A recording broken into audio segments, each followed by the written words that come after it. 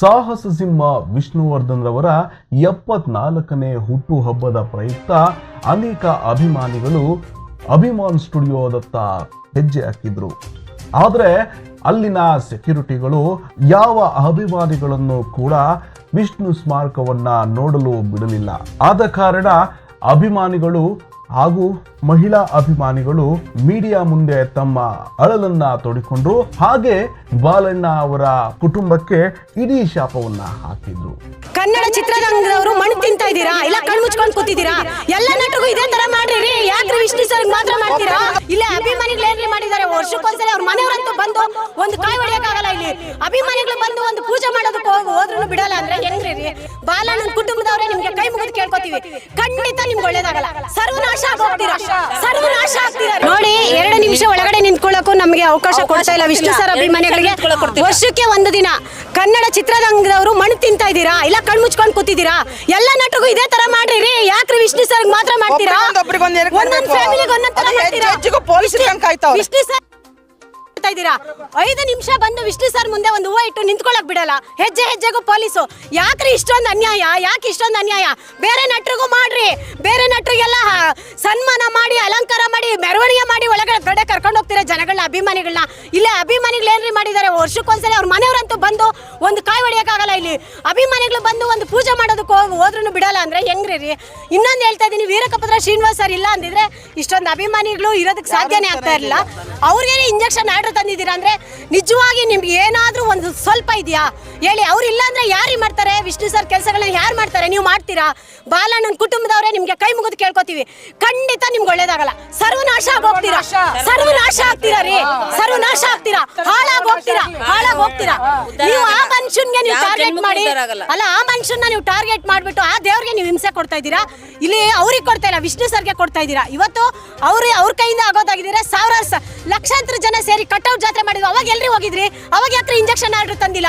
ಸಾವಿರಾರು ಸಸಿ ನಡೆಸಿದ್ರು, ಅವಾಗ ಯಾಕ್ರಿ ಮಾಡಿಲ್ಲ? ಕನ್ನಡ ಶಾಲೆಗಳು ದತ್ತು ತಗೋತಾರೆ, ಅದಕ್ಕೆ ಇಂಜೆಕ್ಷನ್ ಆರ್ಡರ್ ತಗೊಳ್ರಿ. ಎಲ್ಲ ವಿಷ್ಣು ಸರ್ ಕೆಲಸಗಳು ಮಾಡ್ತಾ ಇರೋದೇ ವೀರಕಪುತ್ರ ಶ್ರೀನಿವಾಸರು. ನಿಮ್ಗೆ ಏನಾದ್ರೂ ಮಾನ ಮರ್ಯಾದೆ ಇದೆಯಾ? ಅವ್ರಿಗೆ ತಗೊಂಡೋಗ್ಬಿಟ್ಟು ಇಂಜೆಕ್ಷನ್ ಆರ್ಡರ್ ತಂದಿದ್ದೀರಲ್ಲ, ಇದು ಯಾರ್ಯಾರು ತಂದಿದ್ದಾರೆ ಅಂತಾನು ಗೊತ್ತು. ಇದಕ್ಕೆ ಕುಟುಂಬದವರು ಎಲ್ಲರೂ ಒಗ್ಗಟ್ಟಾಗೆ ಮಾಡಿರ್ತೀರಾ. ನಿಮ್ಗೆ ಒಳ್ಳೇದಾಗ್ಲಿ. ಹೊಟ್ಟೆಗೆ ನಿಮ್ಗೆ ತಣ್ಣೀರು ಬಟ್ಟೆ ಹಾಕೊಂಡು ಕುತ್ಕೊಳ್ಳಿ, ಚೆನ್ನಾಗಿ ಹಾಲು ಕುಡೀರಿ. ಇವತ್ತು ಅಭಿಮಾನಿಗಳೆಲ್ಲ ಕಣ್ಣೀರು ಹಾಕೊಂಡು ಆಚೆ ಹೋಗ್ತಾ ಇದ್ದಾರೆ. ನಿಮ್ಗೆ ಒಳ್ಳೇದಾಗ್ಲಿ. ಆದ್ರೆ ಒಂದೇ ಹೇಳ್ತಾ ಇದ್ದೀನಿ, ನೀವು ಬಾಲಣ್ಣನ ವಂಶಸ್ಥರು ಯಾರು ಉದ್ಧಾರ ಆಗಲ್ಲ. 7 ಜನ್ಮಕ್ಕೂ ಸರ್ವನಾಶ ಆಗ್ತೀರಾ ನೀವು. ಇಷ್ಟೇ ಹೇಳ್ತಾ ಇದ್ದೀನಿ. ಮೈಸೂರಲ್ಲಿ ಸರ್ ಒಂದು ನಿಮಿಷ ಇವ್ರು ಅಂತರಾಗಿದೆ. ಮಣ್ಣು ಮಾಡೋರ್ಲಿ ಇವರು ಜಾಗ ಕೊಡಬಾರ್ದಾಯ್ತು ಸರ್. ಮಣ್ಣು ಮಾಡಕ್ ಜಾಗ ಇಲ್ಲಿ ಕೊಟ್ಬಿಟ್ಟು ತಗೊಂಡೋಗ ಸ್ಮಾರಕ ಮಾಡಿದಾರೆ ಅಂದ್ರೆ ಏನರ್ಥ ಸರ್? ಎಣ ಇಲ್ಲಿದೆ, ಮಣ್ಣೆ ನೆಲ್ಸಿಗಲ್ ಮಣ್ಣು ತಗೊಂಡೋಗ ಅಲ್ಲಿ ಮಾಡ್ಬಿಟ್ರೆ ಆ ಜಾಗ ಅದು ವಿಷ್ಣುವರ್ಧನ್ ಜಾಗ ಆಗುತ್ತಾ?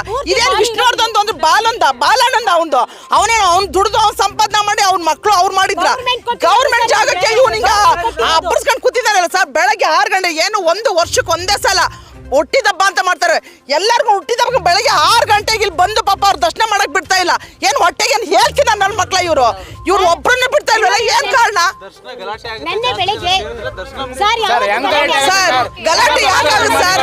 ಅಲ್ಲ, ಇವತ್ತೇನ್ ಗೊತ್ತಾ, ವಿಷ್ಣುವರ್ಧನ್ ಅಭಿಮಾನಿಗಳು ಇವತ್ತು ಹೆಂಗಿದ್ದಾರೆ ಅಂದ್ರೆ ದೇವರು ಒಂದೇ ಅವರು ಒಂದೇ ಅಂತ ಪೂಜಿಸ್ತಾ ಇದ್ದಾರೆ. ಇವತ್ತು ಆ ಪೂಜಿಸಿದ ದೇವರಿಗೆ ಯಾವುದೇ ಕಾರಣಕ್ಕೂ ಗಲಾಟೆ ಮಾಡ್ತಾ ಇರಲಿಲ್ಲ. ಇಷ್ಟು ವರ್ಷದಿಂದನೂ ಬಂದು ಅವ್ರು ಪೂಜೆ ಮಾಡಿ ನಮಸ್ಕಾರ ಮಾಡಿ ದೇವರಿಗೆ ಹೆಂಗ್ ನಮಸ್ಕಾರ ಮಾಡ್ತಾರೋ ಅದೇ ರೀತಿ ನಮಸ್ಕಾರ ಮಾಡ್ಬಿಟ್ಟು ಅವರಿಗೆ ಪೂಜೆ ಮಾಡಿ ಹೋಗ್ತಾ ಇದ್ದಾರೆ.